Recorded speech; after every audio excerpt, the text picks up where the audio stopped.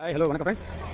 Hi hello வணக்கம். நான் உங்கள் ஸ்மார்ட் சேனல். நம்ம இப்போ எங்கே பார்த்தீங்கன்னா கேரளாவில் ஒரு குட்டிச்சாத்தான் கோவில் அப்படின்னு சொன்னாங்க. குட்டிச்சாத்தான் கோவில் நாங்களே சொல்லி என்ன இருக்கும் சொல்லி வந்தோம். வந்தாலும் மிரட்டுற மாதிரி இருக்குங்க கோவில்.